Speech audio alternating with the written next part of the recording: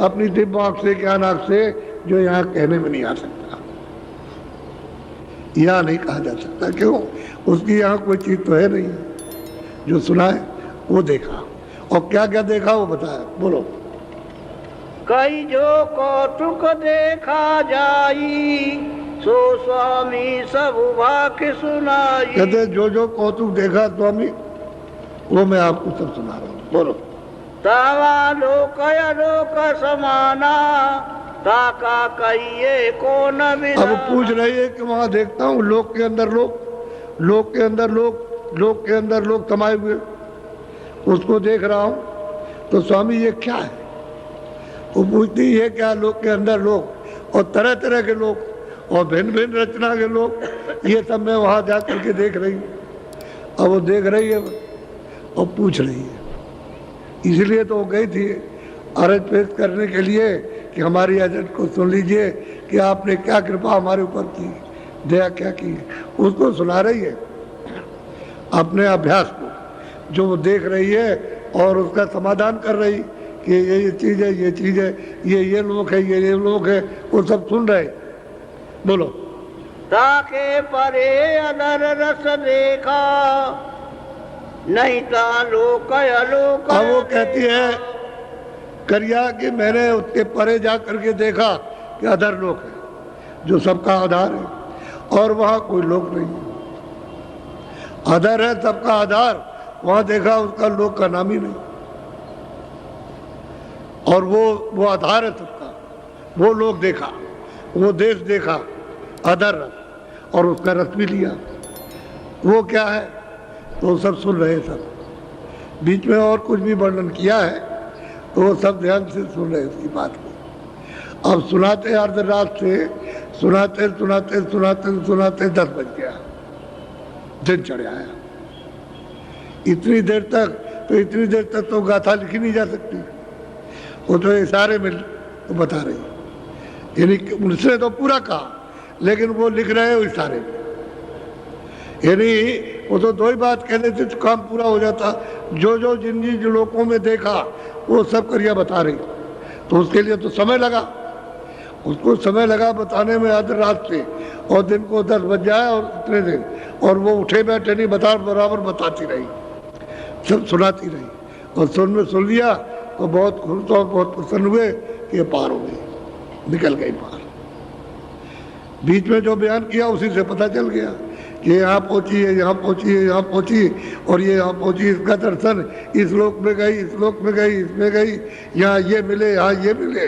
और उसके बाद उसने कहा कि हमने देखा कि उसके मतलब वहाँ कोई लोक नहीं है, जो सबका आधार है उसको लोग कह ही नहीं सकते, लोक है, इसलिए वो बेलोक है, बिना नाम का। ये सब नाम के हो, बिना नाम का, ऐसा है सबका आधार। ये सब रचना वहीं से हुई है। अब उसने ये कहा तो इसको सुन करके बहुत खुश हो गए, बहुत प्रसन्न हो गए, बहुत खुश हुए। तो करिया की भी बात सनी भी ऐसे ही चलेगी, वो भी मतलब ये है कि कहेगी जा करके, वो भी अपना अभ्यास बताएगी कि मुझको स्वामी क्या मिला, वो भी कहेगी। इस तरह से यानी जीव गति की राह बताओ, और कुछ नहीं चाहती। यहाँ बुला बुला करके परेशान हो जाते कि भाई आओ और चलो, तुम रास्ता, तुम जिस घर को, जिस देश को, जिस मालिक को भूल गए, कहाँ आकर के फंस गए हो, और कितने जुग, कितने कल्प हो गए, तो जरा भी चेतना नहीं आती, जरा भी होश नहीं आता कि यही सब बड़ा है, यही सब अच्छा है, यही आनंद है, यही सब कुछ है, और यही मेरे, और ये मेरे, उसमें मोह है और ममता, इसमें फंसे पड़े हुए हो। जरा सा भी उदासीनता नहीं आती, जरा सा भी लगाव नहीं हटता, इतना प्रगाढ़, इतने बदे हुए हो, सने हुए हो। जैसे पानी आटे में डाल दिया, सन गया और मिल गया, अब ना आटा बाहर निकले ना पानी बाहर निकले। यही दशा हमारी हो गई, यहाँ जड़ चीजों में बिल्कुल मिल गए, और कितना भी सुनाओ तो होती आता है। और इन लोगों को जरा सी बात सुनाई तो एकदम आग लग गई। और ये जैन मत की और देवियाँ थी, सब गई थी, जैन मत की थी वो, ये सब की सब। तो जैन मत के भी उनके पास आए, और मुसलमान मत के भी आए, इस्लाम मत के भी, और अपने जो वैष्णव मत के हैं, जो राम मत के या कृष्ण मत के, वो भी पहुँचे, और नानक के मत की भी पहुंचे, और कबीर के मत की भी पहुंचे, और मत के भी पहुंचे, सबको रास्ता बताया, लेकिन सबके जीवन की एक एक कहानी कि किस तरह से लोग तड़पते रहे, कि पानी न पाने से जैसे मछली उससे भी ज्यादा तड़पते थे। इस तरह से मनुष्य शरीर में उनका रोना होता था, ऐसे तड़पते थे।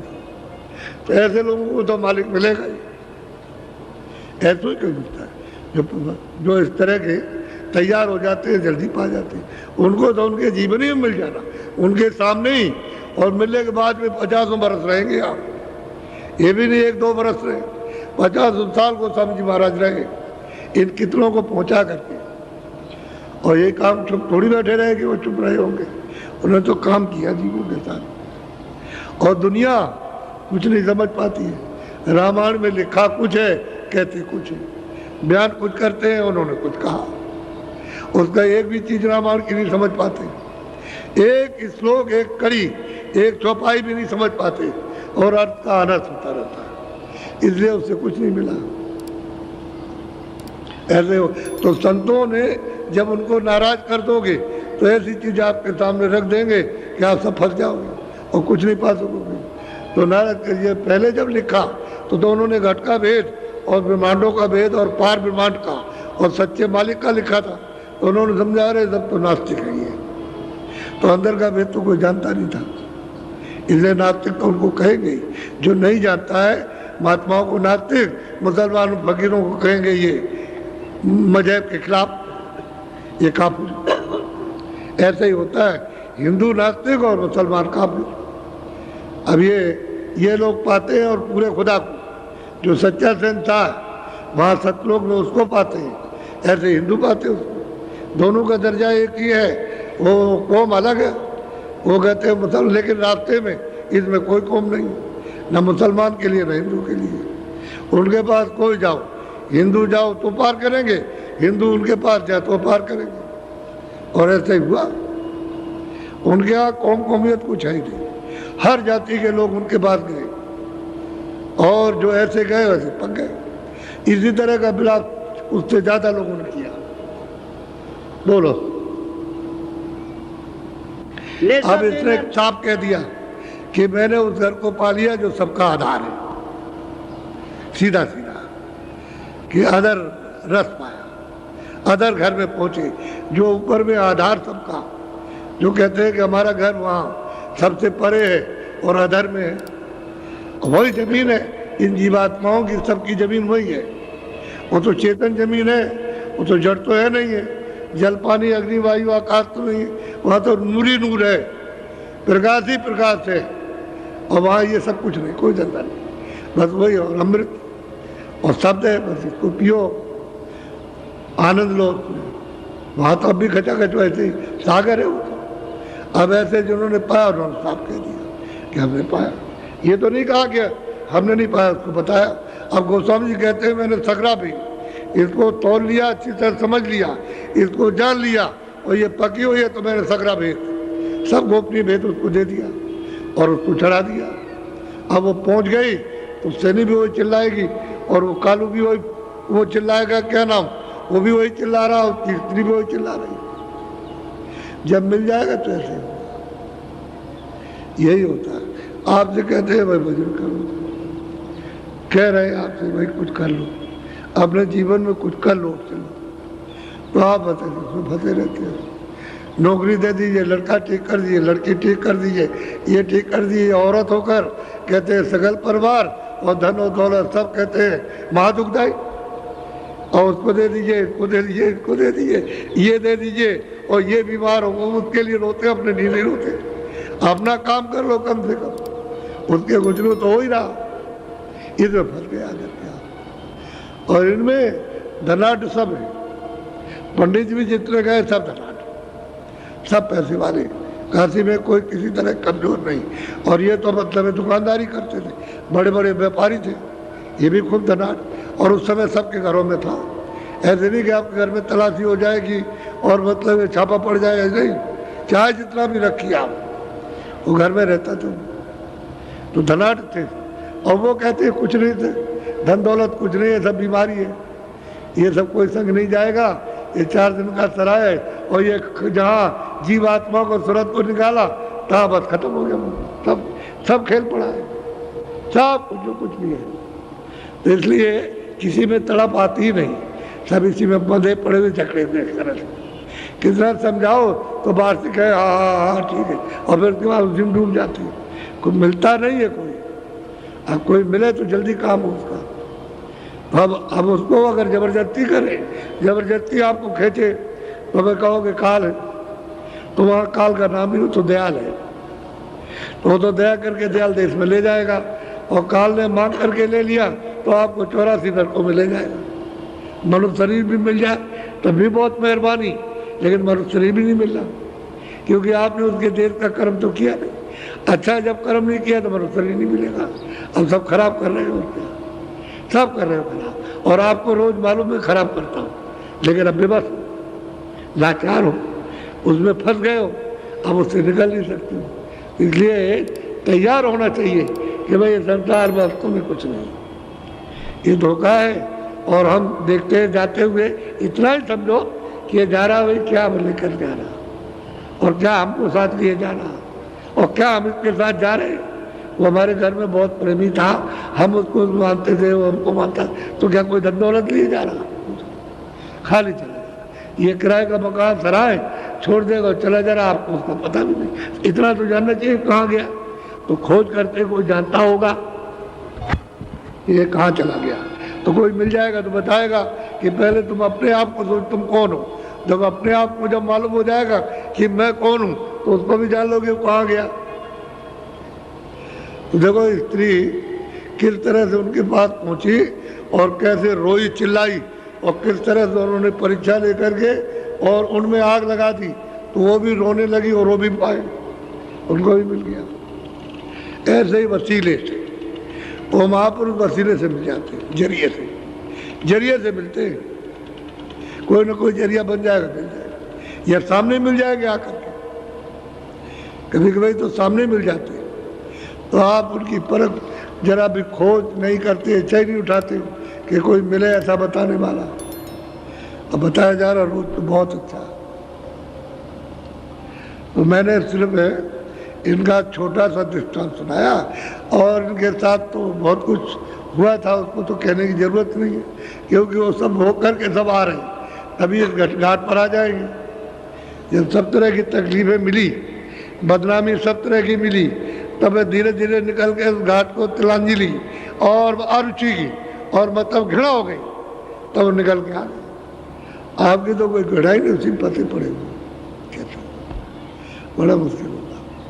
पंडितों का हाल देखिए, तो वो फाड़ दिया उनके सामने, अरे अरे ये क्या कर रहे हो, ऐसे किताब फाड़ देते, यानी ग्रंथों को फाड़ के कह लगे इसको गंगा में बहाएंगे, अभी तक कुछ नहीं दिया इसने।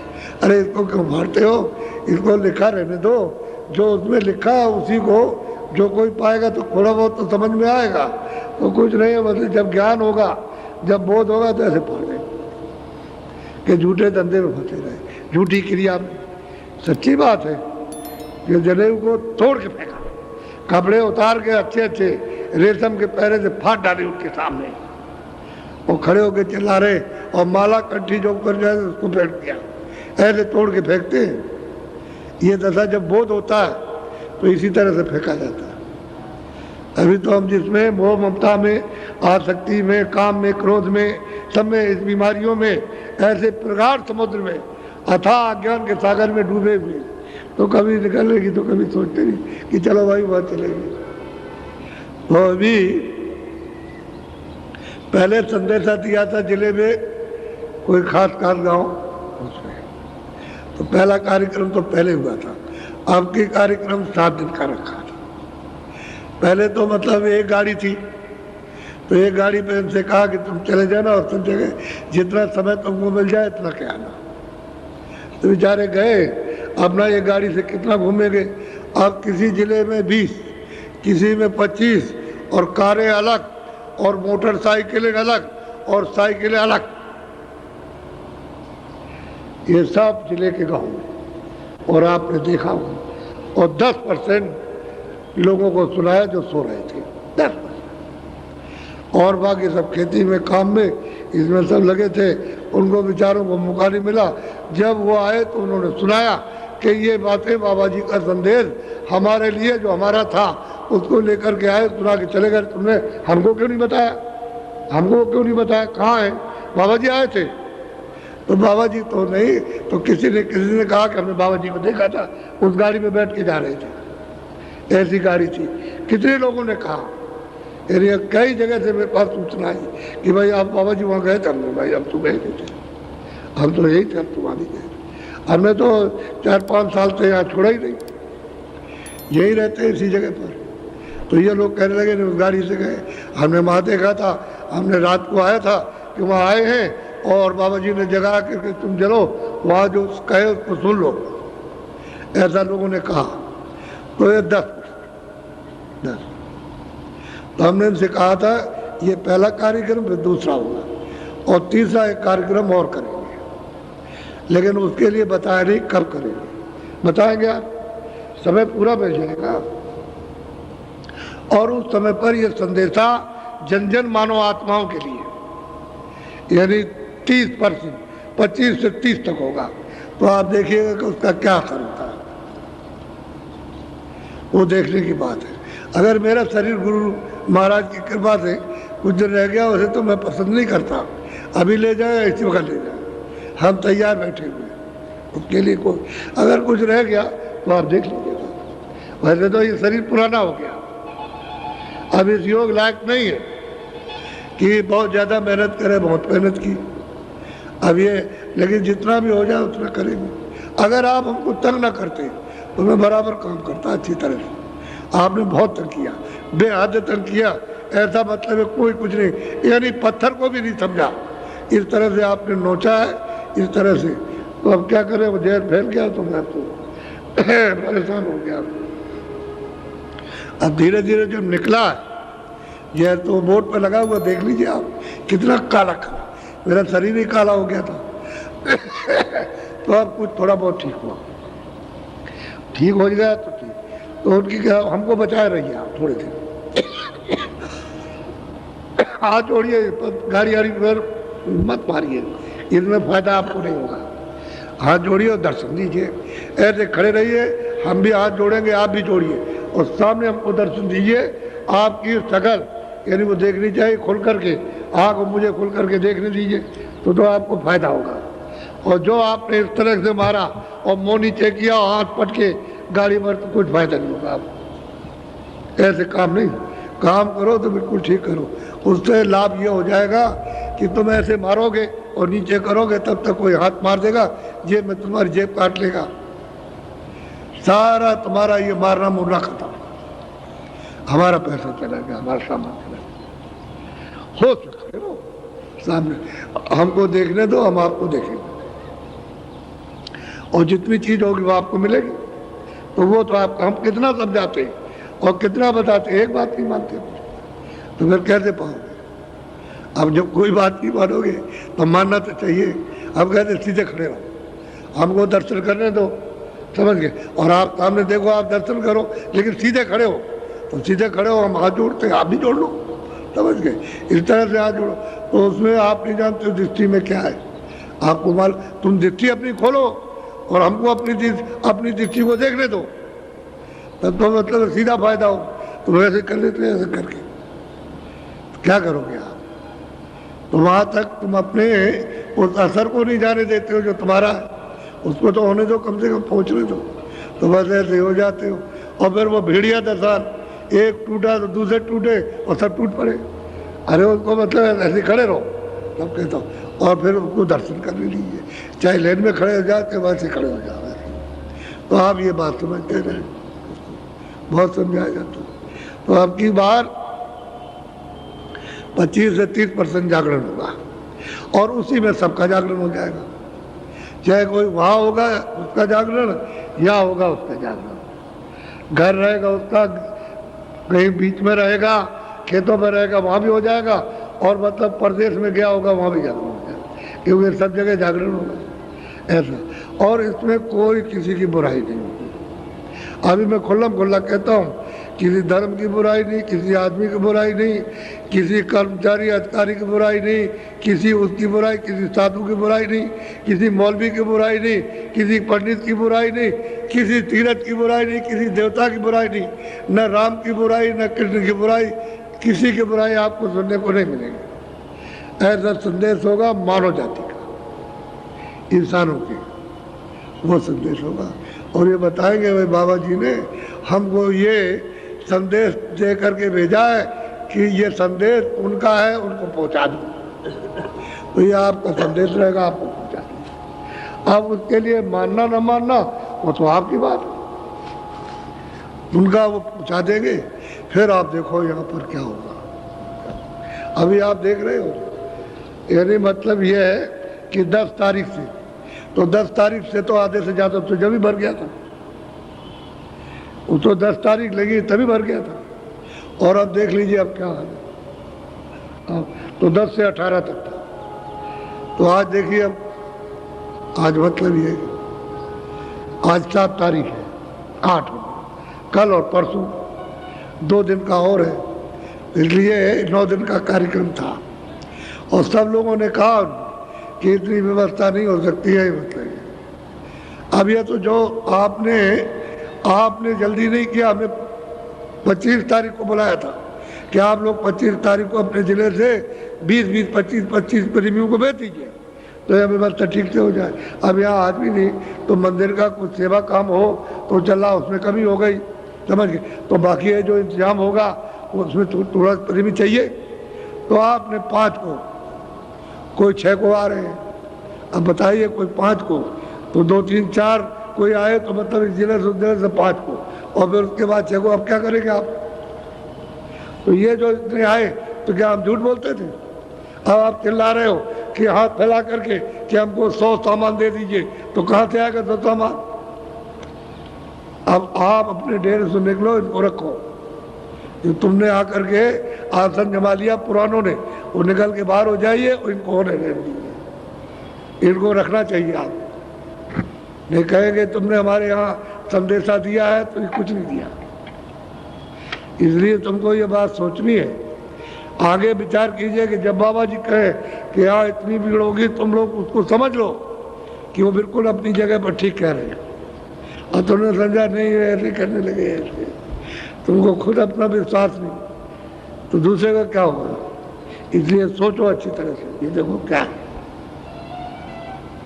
1 घंटे आधे घंटे में नहीं, इन्होंने पैसा रेल में खर्चा किया। इन्होंने यहाँ से पड़ाव पर गए होंगे तो किसी गाड़ी से, रिक्शे से गए होंगे, फिर स्टेशन पर पहुँचे होंगे तो वहाँ भी पर किराए से गए होंगे, और वहाँ से आए किराए से, यहाँ से किराए से आए और यहाँ खाना खाएंगे तो अपना, पहले समझ लो, अपना अपना खाएंगे यहाँ पर। हमने इनको किराया नहीं दिया, आई समझ में, ना इनको तांगे का दिया, और ये खाएंगे ये, और फिर उसके बाद में जब यहाँ से जाएंगे तो किराए से जाएंगे। आप खुल के सुन लो, ये नहीं कि तुमको हम बस में बैठा के इक्के में लेटा के ऐसे लेके ले आए और तुमको यहाँ खड़ा कर, कुछ ये सब कुछ नहीं। ये काम अपना नहीं है, सबको अपना खर्चा सब कर रहे, और कोई आ जाए कि भंडारों वो भी खा जाए, ये मना नहीं कर सकते। भंडारा ही उसका नाम है कि एक खाम कोई आए भूखा नहीं रहेगा, यहाँ कोई भी आ जाए, कोई भी। और जो अकस्मात आओ, यानी अभी आ गए और हम भंडारे में नहीं पहुंचे, तो जनरल भंडारा के भोजन कहाँ मिलेगा? वहाँ मिल जाए, वो चला। इसलिए आप कभी ये शंका ही मत करना कि ये किसी को कुछ देते हैं। ये मंदिर इनका बनवाया होगा, ये जो कुछ भी फेंकते हैं मेरे ऊपर ना, ये ऐसे करके तो वो मैं इकट्ठा करके और इसमें और इसी में लगा देता हूँ, इनके काम में, ये सब काम में। आपको नहीं मालूम, ये नहीं सुन सकते, ये बात नहीं मान सकते कि जब कहता हूँ कि मैं कुछ नहीं देता, तो ये नहीं मानते बाबा जी को देते तो होंगे का तो शंका है, होंगे कि नहीं होंगे, तो शंका में पड़े पड़े तमाशा देख रहे हो, वो ख्वाब देख रहे हो, और जो सच्ची चीज़ है उसको नहीं। इसलिए अच्छे चलो, तो ये खेल जो है ये सब कुछ है। अब आप देख रहे हो आपके सामने, हमने कोई, इन्होंने गलत नहीं कहा, इन्होंने तो कहा था कि भाई ऐसा मंदिर ऐसा बनना है कि ऐसा हिंदुस्तान में नहीं है। तो आपने अपने, तो यहाँ सब कहते हैं कि उन्होंने तो बहुत कम बताया था, बहुत ज़्यादा। अब वो तो अपनी आंखों से देखिए आप, तो आंखों से देखने से, और फिर ये मंदिर की तो ये है चिन्ह है कि आपको अमूलक चीज़ मिल रही है, इसी मंदिर के बहाने से मिल रही है। अगर ये बहाना ना हो देखने का तो आप ये चीज़ नहीं पा सकते हो, समझ गए। खाली ईंट और पत्थरों को देख करके नहीं मिलता कुछ, वो तो मिलेगा उस महात्मा से जिसने कमाई करके उसको पाया, उससे मिलेगा। तो तुम इसी में फंसे हो तो इसी को देख करके इधर आ जाओगे। चलो इसी को देखो और इसको देख के सोचोगे भाई किसने क्या दे रहा हूँ, तो जब वो सुनोगे तो कहते भाई ये तब, तो कहते हैं तो हम आएंगे, पूनम को आएंगे। कितने लोग कह के पूनम को, विदेशी कह के जाते हैं कि हम आएंगे, तो देश वाले लोग जो है अन्य प्रांतों के वो आते हैं तो देखते हैं कहते हम आएंगे, तो उनको वो अलग चीज़ मिल जाएगी। असली मंदिर ये, इसमें जीवात्मा बैठी है और यही से जीवात्मा के जाने का घर का रास्ता, यही से सब मिलेगा। स्वर्ग भी मिलेगा, वैकुंठ भी मिलेगा, ईश्वर भी मिलेंगे, ब्रह्म भी मिलेंगे, देवी देवता ये भी मिलेगा, गंगा भी मिलेगी, जमुना भी मिलेगी, त्रिवेणी संगम भी मिलेगा, और फिर उसके बाद देश में पहुँचोगे। ये यहाँ से रास्ता है, ये सच्चा मंदिर है। ये इंसानी, क्योंकि इसमें रूह रहती है, इसलिए जीवात्मा सच्चा मंदिर। और कब तक है? जब तक वो इसमें है। और उसके बाद क्या है? नासमान, खोल नासमान है, ये पर्दा नासमान है। ये आपका, ये तो यहाँ का मिट्टी है, वो आपको दिया गया और कण कण जोड़ करके बना दिया गया। फिर आपको और जीवात्मा का जोहर है, जो कुछ भी खेल तमाशा उसी जीवात्मा का। अगर मान लो कि अगर ना आए माँ के पिंड पर बैठे नहीं तो ये वैसे ही रहेगा, मर जाएगी। या ऑपरेशन करके उसको निकाल दीजिए, उसको पिंड को, सूरत नहीं आएगी, माँ को मालूम रहता कि अब आ गई, उसमें आते ही ऐसे हरकत करती है, ऐसे कूदती है पेट में, और माताएं जाती है तो गुदगुदी लगती है उनको, तब माताएं जिंदा रहती, चुपचाप रहे, मर जाए। बच्चा अगर कूदे फांदे नहीं पेट में वो तो मर जाएगी, वो ऐसा रहे तो बच्चा मां जिंदा नहीं रह सकती, तो कूदता उसकी गुदगुदी से माँ रहती है आराम से, तब तकलीफ। और जिन माँ के सूरत नहीं आती है और उनके वो पिंड बन जाता है तो बिना ऑपरेशन के तो मर जाएगी, तो ऑपरेशन करो, जल्दी निकालो उसको, तो निकलता है वो मात का लोथड़ा जो तैयार होता है, वो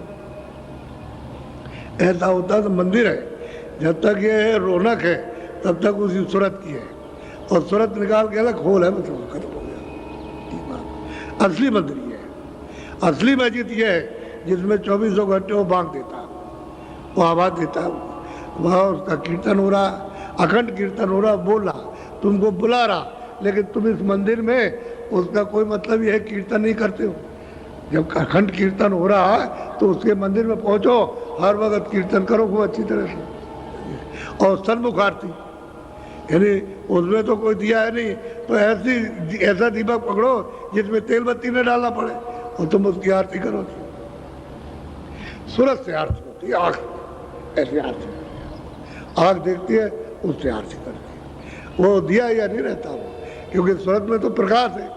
अब प्रकाश हो गया है मिट्टी में लोप, अब इससे मिट्टी से निकाल करके अलग किया तो यहाँ प्रकाश ही प्रकाश है। यहाँ सूरज का प्रकाश सिमट करके आ गया तो ये सब प्रकाश है, कूड़ा कचरा हट गया तो प्रकाश ही प्रकाश है उसमें, वो आरती करती है। और उसकी आरती करेगी खुश हो जाएगा। जहाँ दृष्टि को भाई कहाँ आरती हो, बस वो खुश हुआ, और खुश हुआ, खुश होकर मुँह खोल दिया, दरवाजा खोल दिया, चले जाओ। ये है मंदिर, मस्जिद ये चर्च है, ये है मतलब। और आपको इधर उधर उधर में कुछ नहीं, तो ये तो बहाना है कि चलो वहाँ देखे आगे भाई क्या मिलता है, असली चीज़ मिलेगी आपको। अगर किसी चीज़ के बहाने से, कोई पेड़ हो, कोई हो, बहाने से अगर बड़ी चीज़ मनुष्य मंदिर में मिल जाए तो बस हम बोले ठीक है, फिर तो हमारा कल्याण हो ही गया। और ये चीज़ नहीं मिली तो कहें जहाँ जा, यहाँ चाहे कहीं भी भटको, कुछ नहीं मिलेगा। तो मैंने आज एक स्त्री का घर पहुँचने का पूरा हवाला ये दे दिया है, तो बहुत यानी वर्णन तो बहुत है, लेकिन उसको संकेत में आपको समझा दिया। तो उसने भी पाया, औरों ने भी, सैनी ने भी पाया, औरों ने भी पाया, तो जिनको पाया तो अब इतने का इतने दिनों में क्या सुनाएंगे, तो सालों की गाथा कि किसका किसका प्रमाण देंगे। तो लोग हम ये कहते तुम भी पा सकते हो, हम ये तो नहीं कहते आप नहीं पा सकते, आपको नहीं मिलेगा। रास्ता मिल जाए और जानने वाले राह बताने वाले मिले आपको मिल जाए, और नहीं मिलेंगे राह जानने वाले देखने दिखाने वाले तो फिर आपको कुछ नहीं मिलेगा। अंधा आदमी क्या दे सकता है, जो जानकार सुजाका होगा वो देगा सीधा सीधा। इसलिए 10% लोगों के कान में भनक पड़ी है। 100 आदमियों में 10, फिर सुन लो, 100 आदमियों में 10% उनके कानों में भनक पड़ी है, तो उसका ये है देखा। अच्छा 25-30% पड़ जाए कान में, बाकी आप 100 में छोड़ दीजिए 70%, 30% पड़ जाए तो क्या होगा, वो तो सोचने की बात है। और इससे खड़खड़ा जाएंगे लोग। ये चीज़ ऐसी होगी कि जिसको कभी आपने सुना नहीं और सोचने के लिए बात हो जाओगे, सोचने समझने के लिए बात और लेने के लिए बात, और फिर तुम इसी में झोली फैलाओगे कि हमको मिल जाए। लेकिन जब तक आप सुनोगे नहीं, जब तक ये चीज़ आएगी नहीं और जगोगे नहीं, तुम क्या, हम कहाँ आए थे, क्या करने आए थे, जब तक नहीं तुम नहीं जागते हो तब तक तो सो रहे हो मोह निशा रात्रि में। ये मोह निशा रात्रि है, इसमें मोह की इस निशा पर्दे में सो रहे हो, और अगर कहीं जगाने वाला आ गया और जगा दिया जगह तो चिल्लाओगे तो लोग रोएंगे। तो ऐसा है, तो इसलिए शंका करने की जरूरत नहीं, सब अपनी अपनी सब क्षमा करना। पहले तो जब लोग आते तो लोग कहते हैं गरीब है, गरीब है। अब वही जो चिथड़े पहनते थे, फटे कपड़े, और वो आते थे तो लोग कहते हैं अरे कहीं इकट्ठा कर लिया बाबा जी ने, अब बात बताओ उनको सुना रहे। अब वो गाड़ियों पर आ रहे चढ़ कर, यही फटे कपड़े पहनने वाले गाड़ियों में चढ़ के, और जगह जगह टेंटों में देखिए कितनी गाड़ियाँ, अच्छी से अच्छी गाड़ियाँ। अब आप देखिए कि पहले चिथड़े वाले थे, तो ये दूसरे थोड़ी वही चिथड़े वाले हैं, चिथड़े वाले गाड़ियों पर चढ़ के आ रहे हैं। ये अभी सेठ साहूकार नहीं, चिथड़े वाले। तो आप समझते हो भाई यहाँ तो अमीरी आता, चिथड़े वाले अमीर तो कोई बात तो जरूर है। अब ये भी नहीं सोच सकते हो। तो कदर में इसी को कहते हैं बरकत, कि वजन भी करो, काम भी करो, ईमानदारी मेहनत से करने लगोगे तो बरकत मिलेगी, बरकत मिलेगी तरक्की होगी, शारीरिक तरक्की और आत्मिक तरक्की, दोनों तरक्की हो जाएगी। और बरकत चली तो रो तो रहे सेठ साहब का कि कारखाना बंद हो गया, ये बंद हो गया, वो बंद हो गया, कुछ नहीं हो गया, और उन्होंने लिख करके दे दिया, हम तो बिल्कुल भिखारी हो गए। तो मतलब ये है कि अब इनके पैसे जो है वो नहीं है, और एक भी कहीं निशान को भी कारखाना नहीं है, और वो मतलब आपके शेयर बिक रहे हैं। क्षमा करना, उन्हें माफ कीजिएगा आप, यानी कहीं भी एक निशान को भी नहीं, और कागज पर शेयर है और इतना मुनाफा, और आप एकदम अंधे बनकर और शेयर खरीदे 10 रुपए के 20 का जो भी, और खरीद लेते हो तुम इतने इतने, और उसके बाद में घाटा हो गया, बस रह गए उसमें, कोई एक पैसा मिला भी। वही लोग लालच में पड़े, लोग जरा भी विचार नहीं हुआ, ईमानदारी मेहनत से काम करे तो हम पलेंगे फूलेंगे, बस लाखों करोड़ों रातों रात में आ जाए। तो रातों रात में आ गए, ठग तो गए, ठग तो लिया, ठग गए, एक सुर्रा मार करके उसमें तो विश्वास किया और ठग गए। और कई कारखाना में कोई एक चीज नहीं बनती हिंदुस्तान में, और शेयर बिक रहे हैं। बताइए आप, अब क्या किया, हमने कहीं एक को रोका, हमने वैसे भी रोका, हमने कहा तुम मत करना, नहीं तुम फटीचर हो जाओगे अगर तुम ऐसे लोगे। अरे वो कहीं कुछ नहीं है, वैसे झूठा मामला है। आखिर में जब हम मान गए तो कुछ दिनों के बाद सब निकल गया, वो निकल गई बिल्कुल। अरे कह लगे बचा लिया आपने, अगर आपकी बात न मानते लालच में तो मर गए होते। अब ये बात है तो एक दो बात है, एक दो कहानी किससे सुनाई जाए। इसलिए वो बात विवेक की रखो कि भाई ईमानदारी मेहनत से काम, खेती, दुकान, दफ्तर का सब करो।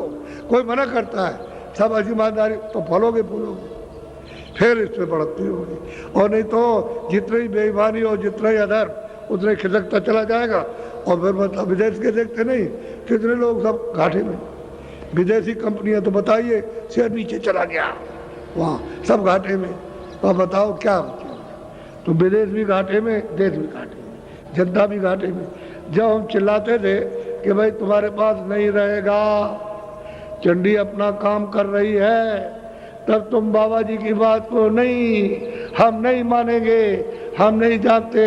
अब सारे विश्व में जब अर्थ की कमी आए तो कहाँ गया, ए बाबा जी किधर चला गया। अब बाबा जी से पूछो तो बाबा जी उसके बाद मथुरा में 5 वर्ष हो गए बैठे, यहाँ पूछ रहे हैं, पूछ रहा कर तो चला गया। सब दर्द गरीब हो गए। तुम नहीं जानते हो चंडी का हाल कि वो क्या करती है, पहले क्या करेगी, गरीब बनाएगी, सब देशों को गरीब बना देगी। सब लोग कहेंगे अमीर गरीब सरकार, जो भी सरकार होगी जिस देश में, कहेंगे भाई पैसा कहाँ चला गया। उसके बाद में अन्न की कमी करेगी। अब सुन लीजिए 3 ही आंकड़े हैं, पहले तो पैसा गया, फिर अन्न की कमी करेगी। तो लोग कहेंगे कि अरे हमारे पास अन्न नहीं है, तो कहेगा नहीं तुम्हारे नहीं जाएगा, हमारे यहाँ कम पड़ जाएगा। समझ गए, अगर ज़्यादा हुआ तो दे दिया और तो फिर उसके यहाँ भी कम। तो कहते हैं हमारे पास नहीं है, हम तो कहे हमारी जनता मर जाएगी, तब जो कुछ हो जाए तुम अपने देश को संभालो, हम अपने देश को संभालो, ये फिर यहाँ भी कमी हो जाएगी। तो अन्न की कमी उस देश में, उस देश में, उसमें, और फिर वो लड़ाई करा देगी। तो बस आप समझ लीजिए, आप ये 3 बातों में मंत्र है, ये इंसानी मंत्र 3 बातों, फिर क्या करोगे आप, पहले सोच लो। अब इसके आगे और कुछ नहीं कहेंगे। तो चंडी अपना काम सब कर रही है। चंडी एक बहुत बड़ा देवता है, ये बाहर की चर्म आंखों से दिखाई नहीं देगा, वो तो दिव्य आंख से दिखाई देता है, इन आंखों से दिखाई नहीं देता, और सब जगह काम कर रहा है, सब जगह। बस मैं इतना ही बता रहा हूँ आपको, वो अपने काम में अब सफल है, वो काम कर रही है, सब धीरे धीरे धीरे धीरे वहीं ले जाएगी आप। और आपसे ये कहा जाता है कि तुम ठीक समझ जाओ, ईमानदारी मेहनत से काम करो, जो कर रहे हो उसमें तुमको पूरा पड़ेगा, और पूरा पड़ेगा, कपड़े खाना ये वो बचत सब बाल बच्चों के लिए, सबके लिए। तो तुमको बात सुनते रहिए, हम इसे हाथ कैसे मिल जाए, ऐसे कैसे मिले किसी तरह से, इसको कब मार दे और ले जाए इसका, ये सब में हविस लगी हुई। ये हविस क्या है, वो तो पर्दा है, वो तो चला जाएगा। पर्दा किसी कैसे हाथ में आता है, इधर से हविस आई और इधर चली गई तो किधर गया। हम तो बहुत ले आए थे, गया कहाँ, चिल्लाओगे, चिल्लाते ही वो किधर चला गया, ऐसा ही। तो हविस है, हविस मार दे रही। तो इसलिए मेहनत ईमानदारी से करो, मालिक बरकत देगा। और बरकत में बढ़ोतरी, बरकत माने बढ़ोतरी, ये परमार्थ की और स्वार्थ की, शारीरिक ये जो सामान है शरीर रक्षा के लिए, उसकी बढ़ोतरी, यानी ईमानदारी मेहनत से काम में, और आध्यात्मिक भजन में बढ़ोतरी। और तुमने ईमानदारी मेहनत तो इसके लिए कुछ नहीं, परमार्थ के तो कुछ हो ही नहीं सकता। वो तो ईमानदारी और मेहनत पर मुकर्रर है, वो तो आपको बनना ही पड़ेगा, ऐसा नहीं। तो हमने आपको संक्षेप में सब बात बताई, और ये सुनाया कि हमने कहा था कि आपको स्त्रियों का भी सुना देंगे, तो स्त्रियां तो बहुत है, अब किस किस का नाम लेके सुनाया जाए। ऐसे ही सबने प्राप्त किया और पुरुषों ने भी प्राप्त किया। अब कबीर दास का अलग है, उन्होंने अलग लोगों को पहुंचाया, हृदयदास जी का अलग, उन्होंने अलग पहुंचाया, फिर चरणदास जी आए, उनका अलग है, तमाम महात्मा आए पूरे, और उन्होंने जीवात्माओं को जगा के पहुंचाया। ऐसा नहीं, ये इधर राधा स्वामी, तो राधा कहते हैं सूरत को, स्वामी नाम मालिक का। असली चीज तो ये है, तो वो भूल जाए तो क्या करेगा, नानक जी भूल जाए तो कोई क्या करेगा। अगर नानक ने कुछ कहा और किताब पढ़ने वाले भूल गए तो नानक का क्या दोष है, वो तो उस समय पर सब बता रहे थे।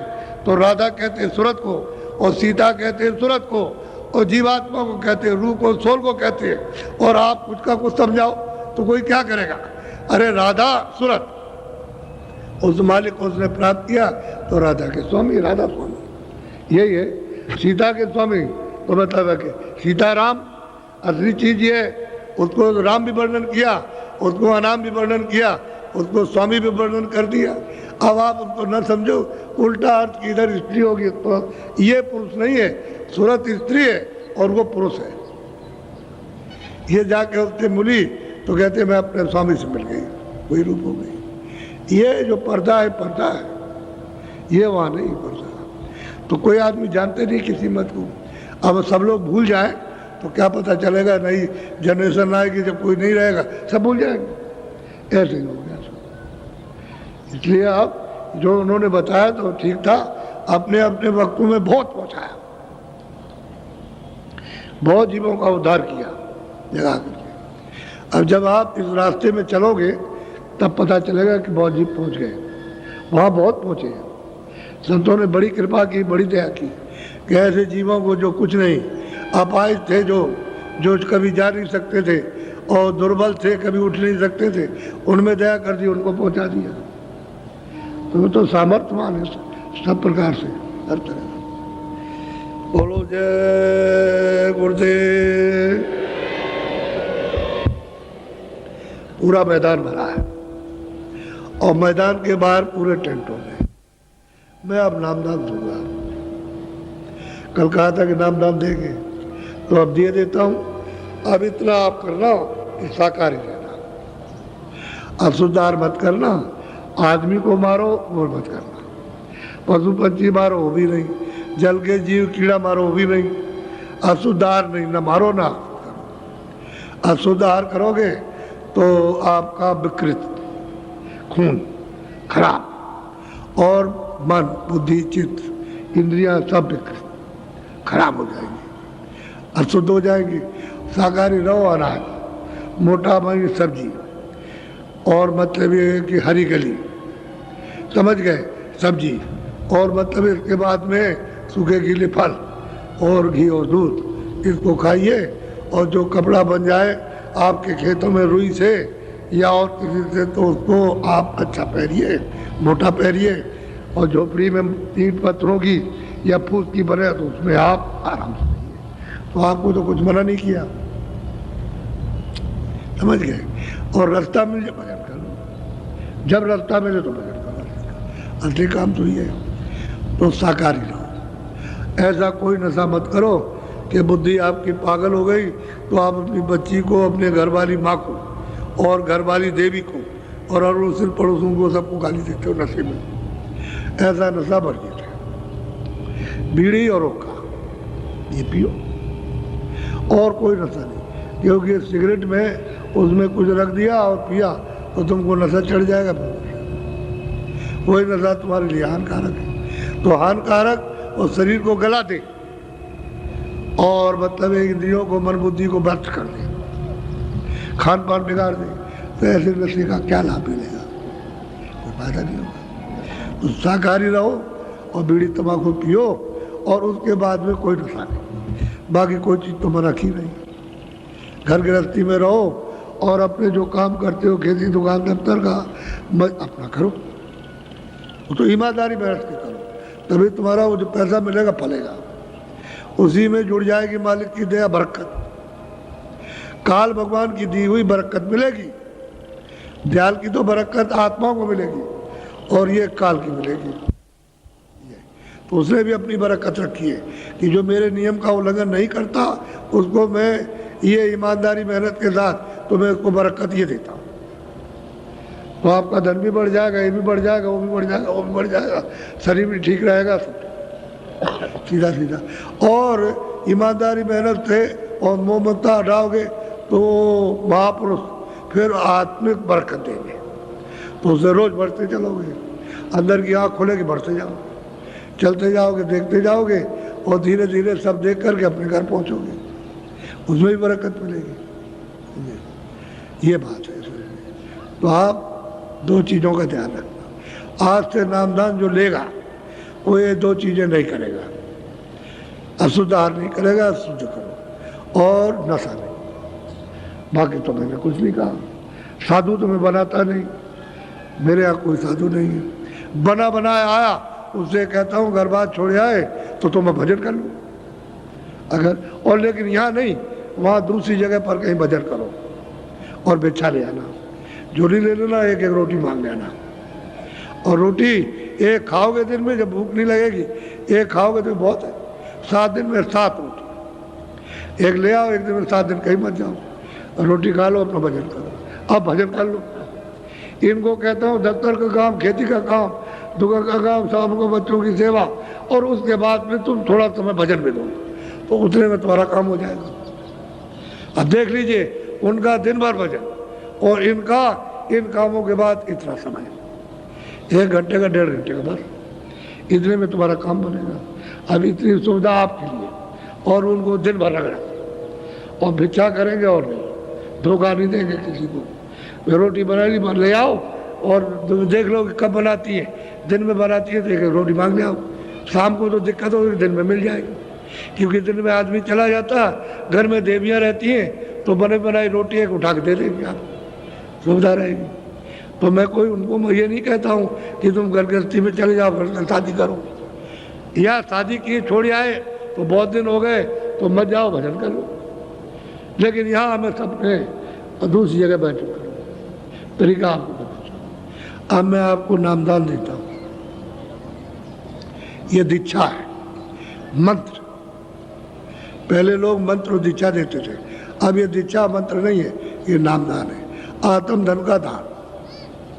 तो ये आप किसी को बताने, दीक्षा ली हुई किसी को बताया नहीं जाता, मंत्र लिया हुआ किसी को बताया नहीं जाता। तो जो कुछ भी आपको बताया जाए बताना नहीं। अगर तुमने ये बताया तो वो तुमको बेवकूफ़ और पागल और 10 बुरी बात कहेगा, तो तुमको क्रोध आ जाएगा, तो तुम तो आए थे कुछ लेने, वो फेंक दिया आपने। ऐसा नहीं, अपना चुपचाप रहो। तो जो बताया जाए वो चुपचाप रखो। फिर जो अंदर का भेद बताया जाए, जो स्मरण ध्यान भजन, वो अपना चुपचाप करो। जब आपको कुछ मिलने लगे, आँख खुलने लगे, देखने लगो, कान खुलने लगे, सुनने लगो, रस और आनंद आने लगे, तो किसी से कहना नहीं। अगर तुमने किसी से कह दिया कि मैं ये देखता हूँ, ये सुनता हूँ, तो बंद हो जाएगा, क्योंकि वो सब ऊपर बैठे हुए देख रहे हैं। उनकी आँख तो बंद नहीं, बंद तो तुम्हारी है। जब तुम्हारी आँख खुल जाएगी तो वो तुमको देखेंगे, तो उनको देखना, तब तुमको पता चलेगा कि ये देखते हम नहीं देखते थे। हम सब बात समझा देते ताकि तुम गलती स्त्री पुरुष करो। स्त्रियाँ देखें और सुने तो इनसे मत बताना। जैसे करिया ने और उसके कर्मा ने, उसने उनको नहीं बताया, उसने उसको नहीं बताया। वो अपना पार हो गई, वो अपना पार हो गया, दोनों पार हो गए अपने अपने भजन से। दोनों के दोनों जो उन्होंने दिया उससे वो पार हो गए, और उनको नहीं बताया। जब पूरे हो गए तब पता चला पूरे हो गए। ऐसे उनको मत बताना। और आदमी पूरी स्त्री को नहीं बताएगा। बच्चे माँ बाप को नहीं कहेंगे और माँ बाप बच्चों से नहीं कहेंगे। बाकी मित्र की बात तो बाहर की रही, घर में ही किसी से नहीं कहना। अपना अपना करो और हम पूछ लेंगे, नहीं तो हमको बता दो आकर के कि भजन किया, हमने इतना ही पूछेंगे। भजन किया है तो कहो, तो हम पूछ लेंगे। जब पूछ लेंगे तो हम बता देंगे, अच्छा आगे ऐसे करो, ऐसे चलो। इसलिए भजन करो, जो कमाई करके ले आओ दो। भजन में, आत्म धन में, उसकी कमाई करके इधर में पेश करो, हाजिर करो कि तुमने कितना कमा करके ले आए, उससे खुश हो जाएंगे। धन दौलत इससे खुश नहीं होते, तो तुम सोचते होगे इससे खुश हो जाएंगे। ये प्रसन्नता क्योंकि तो छोड़ना है सब, ये तो कुछ नहीं है। अभी सब छूट जाएगा तो क्या रहेगा। तो ये वो धन है, असली आत्म धन। तो ये नाम धन ये है, ये उनको दिया जाता है। ये अमूलक चीज़ है, पैसे से नहीं मिलेगी। कहोगे लीजिए पैसा लीजिए, 5 लाख 10 लाख ले लीजिए, हमको दे, वो नहीं। प्रेम प्यार से मिलता है। ये जब प्रेम होगा तब आपको मिलेगा, ऐसे नहीं। धन का लालच दोगे तो कुछ नहीं बोलेंगे, आपको देंगे ही नहीं। आप तो जब प्रेम से आओगे कि नहीं होता है तब आपको मिल जाएगा। तो अमूलक चीज लो नामदान। 2 बातें वो समझा दी कि ये मत करना, और तो कोई बात है नहीं। और तो बात ऐसी है कि जो आपको बुरा लगे दूसरे को लगे, वो तो छोटे मोटे उपदेश से ठीक हो जाती, उसमें बड़ा उपदेश नहीं करना। ये बड़ा उपदेश है साकार का, और ये बड़ा उपदेश है, इसको मत करो। अब आप नामदान ले लो। जो जो नाम बोलूँगा सब लोग एक साथ एक आवाज में बोलना, आगे पीछे नहीं। अंदर अंदर मत बोलना, मुंह से बाहर आवाज निकालना, ताकि ये मालूम हो कि आप शुद्ध नाम का उच्चारण कर रहे हैं। इसलिए आप आवाज को बाहर निकालिएगा। जब तक मैं बोलता जाऊं तब तक आप उन नामों को बोलते जाइए। जब मैं चुप हो जाऊंगा तो आप चुप हो जाइए।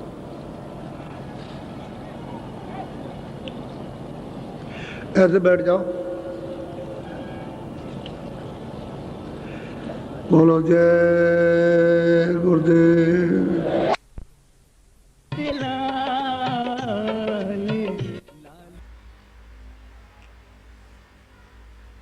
जय गुरुदेव। गुरु प्रेमियों, अभी अभी हमने जो ये गुरु महाराज की दिव्य वाणी सुनी, ये केवल बस कुछ शब्द नहीं है, ये उस सच्चे मालिक की, उस परम पिता परमात्मा की एक पुकार है जो अपने भटके हुए बच्चों को वापस बुला रहा है। आपने ध्यान दिया, सत्संग में उस साधिका की अवस्था का वर्णन था जो अक्षर लोक तक पहुंच गई, वो लोक जो सबका आधार है, जहाँ कोई जमीन कोई आसमान नहीं, केवल नूर ही नूर है, प्रकाश ही प्रकाश है। और दूसरी तरफ हम हैं जो इस दुनिया की झूठी मोह माया में ऐसे सन गए हैं जैसे आटे में पानी सन जाता है। एक बार आटा और पानी मिल जाए तो क्या आप उन्हें अलग कर सकते हैं? हमारी आत्मा भी इस जड़ संसार में इन ईंट पत्थरों और रिश्तों में ऐसे ही उलझ गई है। गुरु प्रेमियों, हम गुरु के पास जाते तो हैं, लेकिन क्या मांगते हैं? नौकरी लगा दीजिए, बच्चा ठीक कर दीजिए, दौलत दे दीजिए, जो चीज़ें महादुखदाई हैं, जो यही इसी किराए के सराय में छूट जाने वाली हैं। हम उसी को मुट्ठी में बांधने के लिए जीवन भर रोते रहते हैं। जरा सोचिए, जब हम इस दुनिया से जाएंगे तो क्या लेकर जाएंगे? कोई बहुत अपना था, कोई बहुत प्यारा था, एक दिन आंखें बंद करता है और चला जाता है। आपको पता भी नहीं चलता कि वो जीव, वो आत्मा, वो सूरत कहाँ चली गई। सत्संग में स्वामी जी महाराज ने कितनी गहरी बात कही। ये असली मंदिर ये ईंट पत्थर के नहीं होते, असली मंदिर तो मानव शरीर है जिसके अंदर वो जीवात्मा बैठी है। जब तक वो सूरत इस शरीर में है तब तक यह मंदिर है। जिस दिन वो पर्दा हटा, वो आत्मा निकली, ये शरीर केवल मिट्टी का एक खोल रह जाएगा जिसे हम आग के हवाले कर देते हैं या ज़मीन में दफना देते हैं। गुरु प्रेमियों, हम बाहर के मंदिरों में, तीर्थों में भटक रहे हैं, जबकि अखंड कीर्तन, वो अनहद नाद 24 घंटे हमारे भीतर गूंज रहा है। बाहर दिए जलाकर हम आरती करते हैं, लेकिन असल आरती तो अंदर होती है, जब आत्मा सिमट कर उस दिव्य प्रकाश को देखती है। बिना तेल बिना बाती जो दीपक अंदर जल रहा है, जब आप उससे आरती करते हैं तब मालिक खुश होता है और मोक्ष का दरवाज़ा खुलता है। गुरु प्रेमियों, लेकिन हम जागना ही नहीं चाहते। हम इस मोक्ष की निशा, अज्ञान की मोह की निशा, अज्ञान की रात में इतनी गहरी नींद से सो रहे हैं कि अगर कोई महापुरुष आकर हमें जगाता भी है तो हम झुंझला जाते हैं, हम उल्टा उन्हीं पर शंका करने लगते हैं। आपने सत्संग में सुना कि जब इंसान अपनी हवस में अंधा हो जाता है, बिना मेहनत के रातों रात करोड़पति बनने का ख्वाब देखता है, झूठे शेयर बाजारों और बेईमानी में फंसता है, तब प्रकृति अपना काम करती है। चंडी का जो जिक्र आया वो कोई कहानी नहीं है, वो प्रकृति का कठोर न्याय है। पहले वो इंसान को गरीब बनाती है, पैसा खत्म करती है, फिर अन्न की कमी लाती है और फिर देशों में लड़ाइयाँ करवा देती हैं। आज हम दुनिया भर में तो यही देख रहे हैं। इसलिए महापुरुष समझाते हैं कि ईमानदारी और मेहनत से अपना काम करो। खेती, दुकान, दफ्तर जो भी करो, ईमानदारी से करो। जब आप सच्चाई से काम करेंगे तो उस मालिक की बरकत जुड़ जाएगी, आपका शारीरिक और आर्थिक जीवन भी संवरेगा। और जब वही समय आप भजन सिमरन में लगाएंगे तो आपकी आध्यात्मिक तरक्की भी होगी। गुरु प्रेमियों, महापुरुषों को हमारी कोई ज़रूरत नहीं है, वो तो हमारे लिए अपने शरीर पर इतना कष्ट सहते हैं। सत्संग में बाबा जय गुरुदेव जी महाराज ने कहा कि तुमने मुझे इतना नोचा है कि मेरा शरीर काला पड़ गया, जहर फैल गया। वो लोगों का कर्म अपने ऊपर ले लेते हैं। और हम क्या करते हैं? दर्शन के समय हम बस आपाधापी करते हैं, सिर नीचे कर लेते हैं। दर्शन का मतलब जमीन पर सिर पटकना नहीं है। दर्शन का मतलब है अपनी आंखें खोलकर सीधे खड़े होकर उनकी आंखों में देखना, क्योंकि जब महापुरुष की दृष्टि आप पर पड़ती है तो वो दृष्टि सीधा आपकी आत्मा सूरत को जगाती है। वही असली फ़ायदा है। इसलिए जब भी दर्शन का मौका मिले, शांत रहिए, हाथ जोड़िए और अपने आँखों में आंखें डालकर उस नूर को अपने भीतर उतरने दीजिए। आज जो नामदान और दीक्षा यानी नामदान की बात हुई, ये कोई साधारण मंत्र नहीं है, ये आत्मधन का दान है। ये नामदान आपको पैसे से नहीं मिल सकता, ये केवल सच्चे प्रेम से मिलता है। लेकिन इस नामदान को फलीभूत करने के लिए, इसे अपने अंदर जगाने के लिए कुछ कड़े नियम हैं जिन्हें आपको उतारना ही होगा। पहला नियम, पूर्ण शाकाहार। किसी भी जीव को मारकर नहीं खाना। अशुद्ध आहार आपके खून को, आपके मन को, आपके बुद्धि को विकृत कर देगा। सादा भोजन करें, हरी साग सब्जी, फल, दूध, घी, मिठाई ऐसा खाएं। नशा मुक्त, कोई भी ऐसा नशा मत करिए, शराब या ऐसा अफीम, गांजा, ऐसा कोई नशा मत करिए जो आपकी बुद्धि को भ्रष्ट कर दे, आपको इंसान से हैवान बना दे। और सबसे ज़रूरी बात, जब आप भजन करें, जब आपके अंदर की आंखें खुले, आपको कोई प्रकाश दिखे या कोई अनहद नाद सुनाई दे या रस मिलने लगे, तो उसे किसी को मत बताना। ये आपकी और आपके मालिक के बीच का रहस्य है। इसे गुप्त रखेंगे तो ये धन और बढ़ेगा। गुरु प्रेमियों, कबीरदास जी ने कहा है, लाली मेरे लाल की जित देखूं तित लाल, लाली देखन मैं गई, मैं भी हो गई लाल। जब जीवात्मा उस मालिक के रंग में रंग जाती है तो वो अपना वजूद खोकर उसी का रूप हो जाती है। वही असली मंजिल है। गुरु प्रेमियों, ये दुनिया एक धोखा है, इसे छोड़कर हमें एक दिन जाना है। तो क्यों ना समय रहते हुए हम लोग जाग जाएं, अपने काम काज, अपने परिवार की देखभाल करते हुए थोड़ा समय रोज उस मालिक के लिए निकालें। अपने भीतर के उस सच्चे मंदिर में बैठें और अपनी आत्मा का कल्याण करें। स्वामी जी महाराज मुझ पर, आप पर, आपके परिवार पर दया करें, कृपा दृष्टि करें। हम सबको सुमिरन, ध्यान, भजन की शक्ति दें। हम लोगों का ध्यान, सुमिरन और भजन बनने लगे। आप इस वीडियो को शेयर करें अपने मित्रों तक, अपने परिवारजन तक, और सत्संग सुनते रहें। अगले वीडियो में फिर मिलेंगे। जय गुरुदेव।